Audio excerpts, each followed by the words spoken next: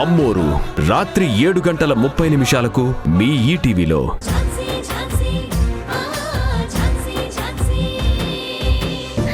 నా తప్పులు మాత్రం వెతికి మరీ పొడుస్తున్నారు.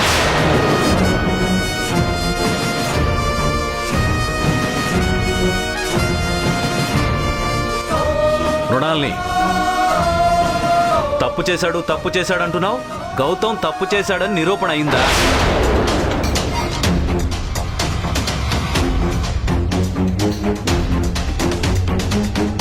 గౌతమ్ ఏ తప్పు చేయలేదని మేమంతా నమ్ముతున్నాం.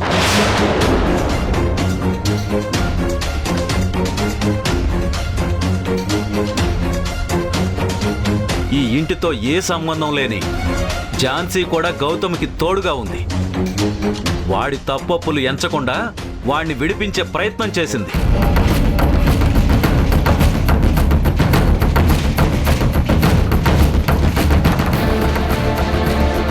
కానీ ఈ ఇంటి మనిషివై ఉండి నువ్వు ఈ ఇంటికి ద్రోహం చేస్తావని అనుకోలేదు మేము. నీకంటే ఝాన్సీయే 1000 రెట్లు బెటర్.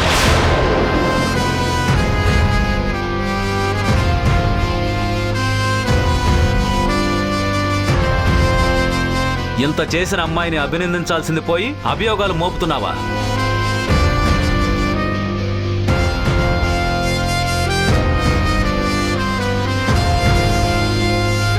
బాగుంది. అమ్మ పెట్టదు అడుక్కు తిననివ్వదు అన్నట్టు నువ్వు చేయకపోగా తాను చేసిన దానికి ఉక్రోషాన్ని వెళ్ళగక్కుతున్నావా? అర్థమైంది, నాకు బాగా అర్థమైంది. మీ అందరికీ నాకంటే అదే ఎక్కువైంది కదా. నన్ను కాదని మీకు ఈ మిడిసిపాటు దాన్ని చూసుకునే కదా నేను ఇంట్లోంచి వెళ్ళడానికి కారణమైన ఝాన్సీ ఈ ఇంట్లో ఎలా ఉంటుందో నేను చూస్తాను. పిల్లలకు సంరక్షకురాలుగా కోర్టు ఆర్డర్తో ఇంట్లోకి వచ్చింది కదా, ఆ కోర్టు ద్వారానే తనని ఇంట్లోంచి వెళ్ళగొడతాను. I will challenge her guardianship in court of law.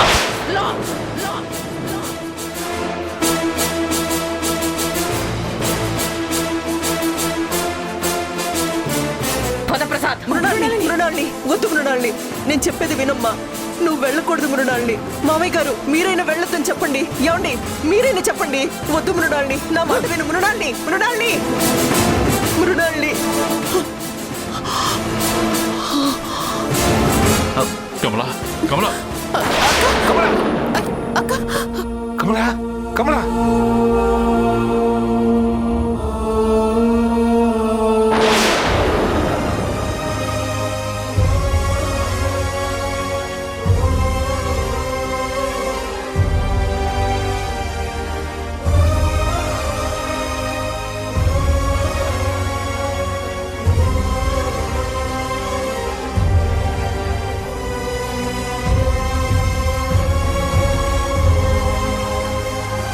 ఏంటి మృణాల్ని, బాధపడుతున్నావా?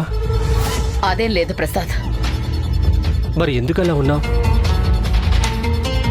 గౌతమ్కి వ్యతిరేకంగా వాదిస్తే డాడ్ కోప్పడతారని తెలుసు, కానీ ఇంట్లోంచి వెళ్ళిపోయే పరిస్థితి వస్తుందనుకోలేదు. మనమేమీ కావాలని చేయలేదు. దీపక్ కోసం ఆ స్టెప్ తీసుకున్నావు. నీ స్థానంలో ఏ తల్లి ఉన్నా అలానే చేస్తుంది. నువ్వు బాధపడాల్సిన పని లేదు. నాకు నేను జన్మనిచ్చిన నా కొడుకంటే ఎంత ఇష్టమో, నాకు జన్మనిచ్చిన మా నాన్న అంటే కూడా అంతే ఇష్టం. ఆయనతో శభాష్ అనిపించుకొని బయటికి రావాలనుకున్నాను, కానీ ఇలా పంతంతో బయటికి రావాల్సి వస్తుందని మాత్రం అస్సలు అనుకోలేదు. పోనీ నన్ను వెళ్ళి మావయ్య గారితో మాట్లాడమంటావా? నేను వెళ్ళి క్షమాపణ అడుగుతాను. మావయ్య గారు ఏమి అనరు. మనల్ని అర్థం చేసుకుంటారని అనుకుంటున్నాను. అర్థం చేసుకునే వాళ్ళే అయితే పరిస్థితి ఇక్కడ దాకా వచ్చేది కాదు కదా ప్రసాద్. వాళ్ల మనసుల్లో స్థానం లేనప్పుడు ఇంట్లో స్థానం కోసం పాకులాడటం వేస్ట్. క్షమించమని అడుగుతాను మృణాల్ని, ఒప్పుకుంటారేమో కదా. వద్దు, మన తప్పు లేకుండా మనం ఎందుకు క్షమాపణలు చెప్పాలి ప్రసాద్? అసలు మనం ఏం చేశామని? అయినా నేనేం బాధపడట్లేదు. బాధపడిపోయి ఏడిస్తే నా బాధ అంతా కన్నీళ్ల రూపంలో బయటికి వెళ్ళిపోతుంది. ఆ శివుడు గరళాన్ని కంఠంలో దాచినట్టుగా నేను నా బాధని గుండెల్లోనే మోస్తాను. ఆ బాధ గుండెల్లో రగులుతుంటే ఆ ఝాన్సీని ఎప్పుడు ఇంటి నుంచి పంపించాలా అని అనుక్షణం ఆలోచిస్తూ ఉంటాను. అనుకున్నది చేయగలుగుతాను. ఆ ఝాన్సీని ఇంటి నుంచి వెళ్ళగొడతాను. నువ్వు బాధపడకుండా అదే కాన్ఫిడెన్స్తో అంతే ధైర్యంగా ఉంటే చాలు మృణాల్ని. ఉంటాను ప్రసాద్, ఖచ్చితంగా ఉంటాను. పద.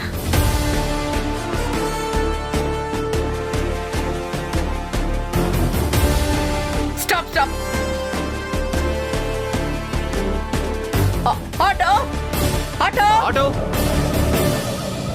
Auto auto stop stop stop.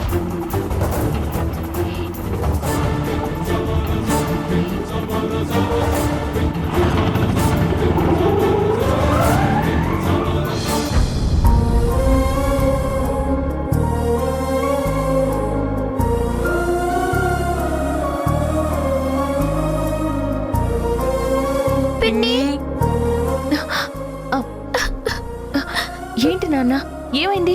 ఎందుకు ఏడుస్తున్నారు? పిన్ని, బాబాయ్ ఎక్కడున్నాడు? జైల్లో ఉన్నాడంట కదా. బాబాయ్ కూడా పోలీసే కదా పిన్ని. మరి బాబాయ్ని పోలీసులు ఎందుకు అరెస్ట్ చేశారు? బాబాయ్ని ఎందుకు అరెస్ట్ చేస్తారు? బాబాయ్ పోలీస్ కదా. లేదు పిన్ని, నువ్వు మాకు అబద్ధం చెప్తున్నావు. మేము టీవీలో చూసాం. వాళ్ళు బాబాయ్ని కొడతారా?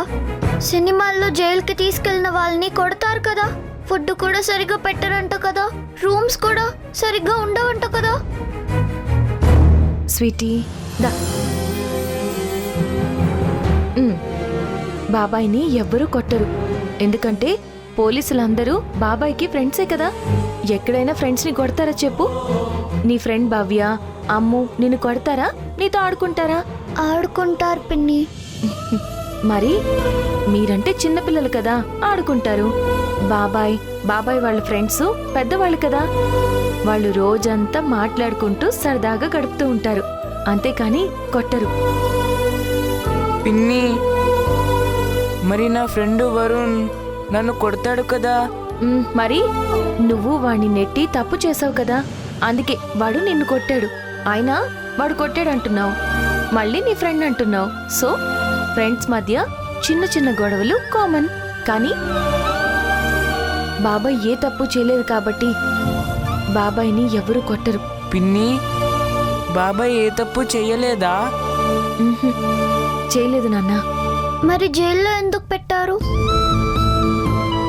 జీవితంలో ఒక్కోసారి చెయ్యని తప్పులకు కూడా శిక్ష అనుభవించాల్సి వస్తుంది.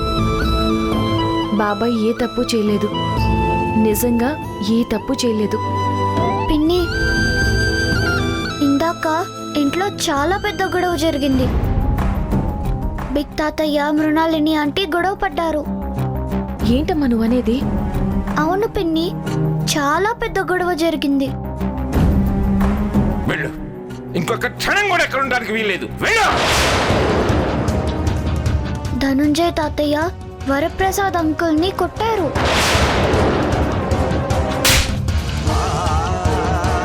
ఆ తర్వాత కమల అమ్మ